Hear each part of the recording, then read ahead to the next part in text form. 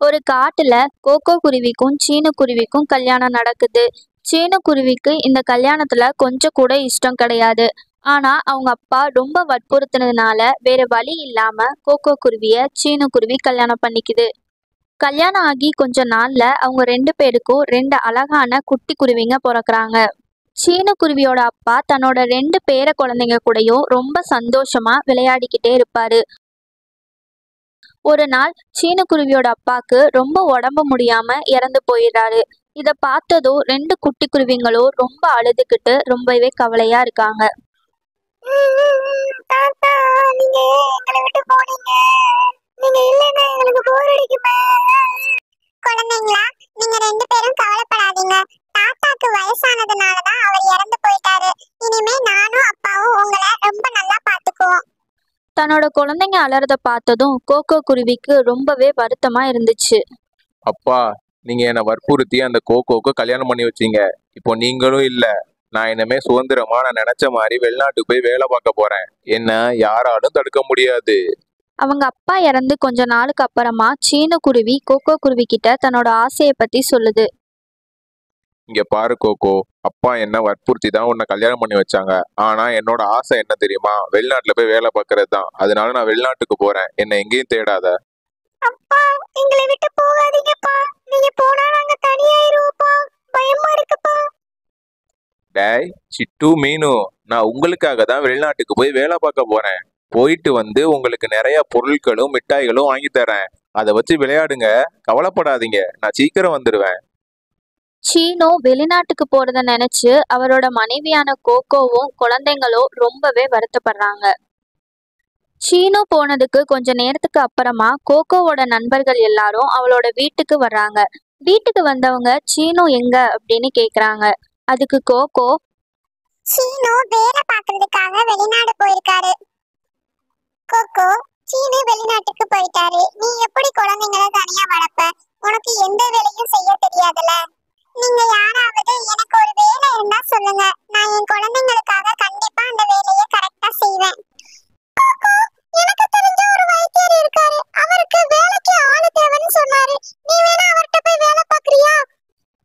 கிளி கோகோவை கூட்டிட்டு அந்த வைத்தியர்கிட்ட போகுது. வைத்தியரையா, நான் சொன்ன கோகோ இதுதான். இத வேலைக்கு நீங்க சேர்த்துக்கறீங்களா? கோகோ, இங்கே உனக்கு வேலை பார்க்க இருப்பாமா? வைத்தியரையா, நீங்க என்ன வேலை கொடுத்தாலும் நான் அதை தாராளமா செய்வேன். ஏன்னா என்னோட குழந்தைங்களை வளர்க்கறதுக்கு இந்த வேலை எனக்கு ரொம்ப முக்கியம்.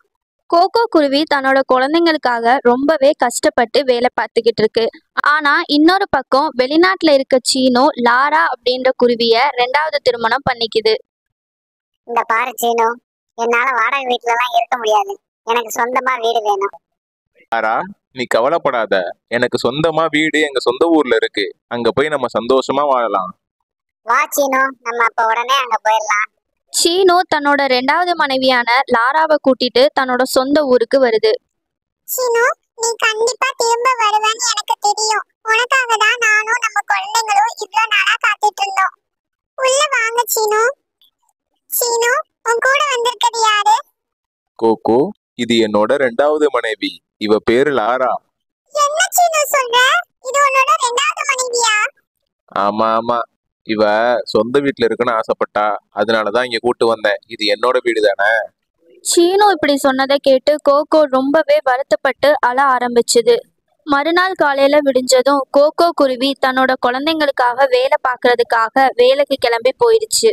இந்த பாரு சீனு, இந்த சின்ன வீட்டுல இத்தனை பேர் இருக்க முடியாது. அதனால கோகோவையும் உன் குழந்தைகளையும் வீட்டை விட்டு அனுப்பிடு. லாரா சொல்றத கேட்டு சீனு கோகோ குருவி வந்ததும் அவளையும் அவளோட குழந்தைங்களையும் வீட்டை விட்டு துரத்தி விட்டுருது. கோகோ குருவிக்கு என்ன பண்றதுன்னு தெரியாம தன்னோட குழந்தைங்களை கூப்பிட்டுட்டு ஒரு மரத்தடியில உட்கார்ந்துருந்துச்சு. அப்போ அந்த இடத்துக்கு கோகோ குருவியோட நண்பர்கள் எல்லாரும் வராங்க. தன்னோட நண்பர்கள் கிட்ட கோகோ குருவி நடந்த எல்லாத்தையும் சொல்லுது. அதுக்கப்புறமா தன்னோட நண்பர்களோட உதவியால கோகோ குருவி தனக்குன்னு சின்னதா ஒரு வீடு கட்டுச்சு. இப்படியே கொஞ்ச நாள் போகுது.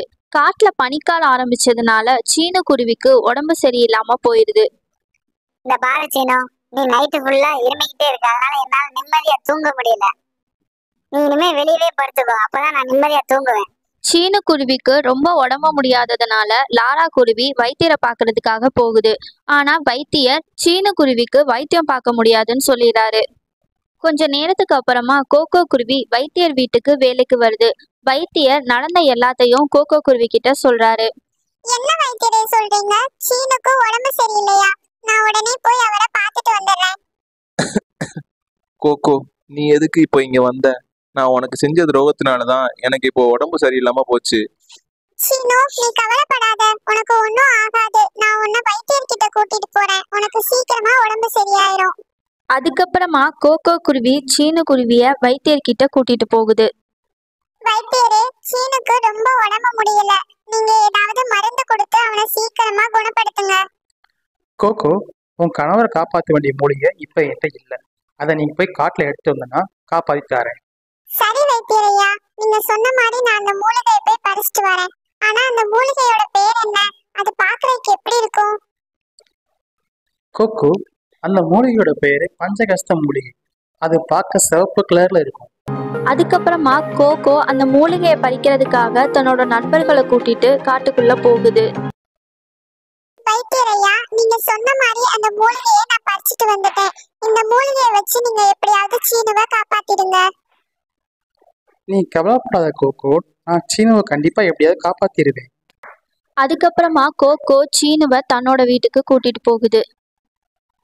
பசங்களா, இங்க வாங்கல. மீனு, சிட்டு, ஏன் அப்பா கிட்ட பேச மாட்டேங்கீங்க? என்னாச்சு உங்களுக்கு? சீனு, நான் வேணா நீங்க பண்ண தப்ப மன்னிச்சிருக்கலாம். ஆனா நம்ம குழந்தைங்க அதை அவ்வளவு சீக்கிரமா மன்னிக்க மாட்டாங்க. அதுக்கப்புறமா கொஞ்ச நாள்ல சீனுவோட உடம்பு சரியாகி அவர் எப்பயும் போல இருக்காரு. கொஞ்ச நாள்லயே அவரோட பசங்களும் அவர்கிட்ட முதல் மாதிரியே பேச ஆரம்பிக்கிறாங்க. இப்போ சீனுவும் கோகோவும் தன்னோட குழந்தைங்களோட சந்தோஷமா வாழ்ந்துட்டு இருக்காங்க.